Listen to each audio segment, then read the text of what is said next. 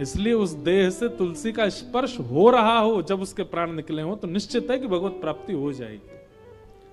लेकिन अगर व्यक्ति ने केवल तुलसी पहनी, नियमों का पालन नहीं किया, नियमों का पालन मतलब एक ही नियम है तुलसी जी का, क्या कि तुलसी धारण करने के बाद कंठ से नीचे अपवित्र वस्तु नहीं जानी चाहिए आपके मुख में। अगर आप अपवित्र मांस का भक्षण करते हैं, मदिरा का सेवन करते हैं, तंबाकू खाते हैं, धुआं उड़ाते हैं और तुलसी पहनते हैं, वो तुलसी नहीं फिर काष्ठ है। और मृत्यु के बाद में तुलसी का अपमान करने का दंड और मिलेगा। इसलिए एक जगह मुझसे एक व्यक्ति पता क्या बोला, महाराज जी मैं तुलसी पहनता हूं पर मैं कॉलेज में पढ़ता हूं, बच्चों के साथ कभी कभी खाना पीना पड़ता। मैंने कहा हे भाई तू क्यों पहनता है तुलसी? बोले नहीं, जब खाने पीने जाते हैं तुलसी उतार देता हूं। मैंने कहा वाह, उससे क्या होता है? बोले कम से कम कंठ से तुलसी तो नहीं स्पर्श होती। मैंने कहा ये तो वही बात हो गई कि ब्याह में मंगलसूत्र पहना था बहू ने, लेकिन मंगलसूत्र उतारने से ब्याह थोड़ी टूट जाएगा, वो तब भी विवाहिता ही मानी जाएगी। कभी कभी मंगलसूत्र साइड रखने से क्या वो उसका ये समझ लें कि अब उसका ब्याह नहीं है, ब्याह तो हो गया।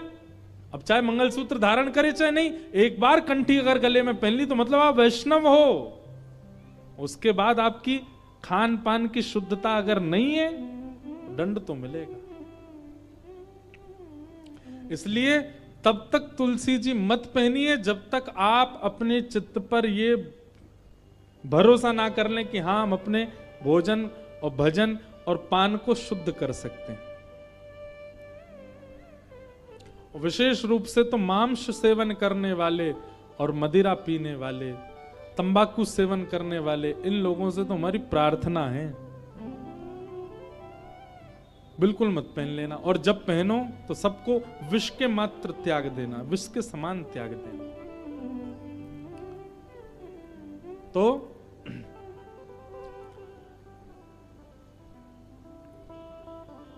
हम जीवन भर कुछ भी करें पर अंतिम क्षण में हमारे मुख से जो शब्द उच्चरित होता है, हमारे चित्त में जो होता है, हमारे मन में जो होता है, उसी से हमारी गति निश्चित होती है। इसलिए भैया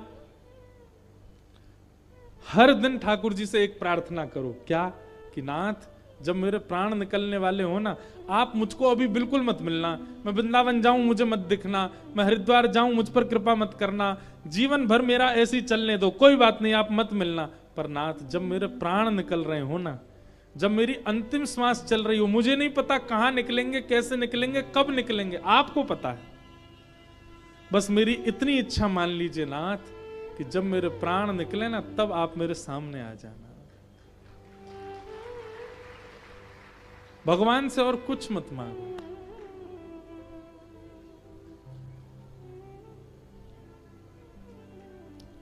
भक्तमाल जी के कथा में एक प्रसंग ऐसा भक्तमाल जी के विषय में सुनाया जाता है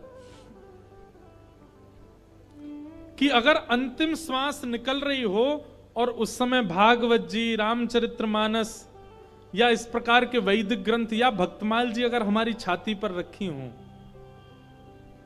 या इनका दर्शन हमको हो रहा हो, भागवत जी की पोथी रखी है, हम उसको देखते देखते प्राण त्याग दें, तो भी भगवत धाम की प्राप्ति। तो भक्तमाल जी के विषय में आता है कि एक सेठ जी ने क्या किया। अब भागवत जी आदि ग्रंथ ये तो बड़े पवित्र हैं, इनको हमेशा धारण करना उचित नहीं। उन्होंने क्या किया, भक्तमाल जी की छोटी छोटी लिपियों की छोटे छोटे ग्रंथ बनवाए और उन छोटे छोटे ग्रंथों को तुलसी जी में मढ़वा करके, तुलसी जी के अंदर पधरवा करके और गले में धारण कर लिया। अब बोले अब चाहे जब प्राण निकले भक्तमाल जी हृदय से लगी रहेंगी। और वही हुआ, जैसे ही उनके प्राण निकले तो भक्तमाल जी हृदय पर ही थी। जैसे ही प्राण निकलने लगे तो भक्तमाल जी में जितने भक्त हैं, प्रहलाद जी, ध्रुव जी, नारद जी, हितरवंश महाप्रभु, गोपाल भट्ट गोस्वामी, श्री स्वामी हरदास जी महाराज आदि आदि जितने भी भक्त हैं, वो सब भक्त प्रकट हो गए और प्रकट होकर के उस दिव्य चेतना को अपने साथ भगवत धाम को लेके चले गए। इसलिए हमारे वृंदावन में आप जाओगे तो आपको कई सारे संत दिखेंगे, मोटी मोटी तुलसी की माला, और यहाँ बीच में लिखा होगा सीताराम, राधे श्याम, बड़े बड़े, उनके भीतर भक्तमाल जी हैं, उनको सदा चित्त से लगा के रखते हैं। कब प्राण निकल जाए क्या पता। इसलिए भैया तुलसी जी धारण करो, तिलक धारण करो, पर उनके नियमानुसार धारण करो, और नियम एक ही है कि फिर शुद्ध रहो, पवित्र रहो, बस। तो अब कई लोग ये भी बोलते हैं कि महाराज जी कभी कभी हम अपवित्र स्थान पर जाते हैं, शौचाचार निवृत्त होने तब उतार दें। नहीं, वह एक शारीरिक क्रिया है, उसमें आपका कोई दोष नहीं है, वो शारीरिक क्रिया। ऐसे तो घर में भी तो झाड़ू लगाते हैं, उसको भी साफ करते हैं हम, ठीक वैसे ही तन जो है, तन के भीतर भगवान रहते हैं, तन भी एक स्थान है भगवान का, तन भी देवालय है, उस तन को हम साफ मात्र कर रहे हैं। उस समय ये भावना नहीं रखनी कि हमको उसका त्याग, वो एक शारीरिक धर्म है। शौचाचार एक प्रकार से अपवित्र स्थिति है, हम उसके बाद स्नान करते हैं, शुद्ध करते हैं स्वयं को, परंतु वह शरीर का धर्म भी है, वो करना आवश्यक है। इसलिए उस स्थिति में ये विचार ना करें कि वो अपवित्र स्थिति, हम तुलसी उतार दें क्या, पहनो। तो भीष्म पितामह जी महाराज बाणों के सैया पर लेटे हैं, और तभी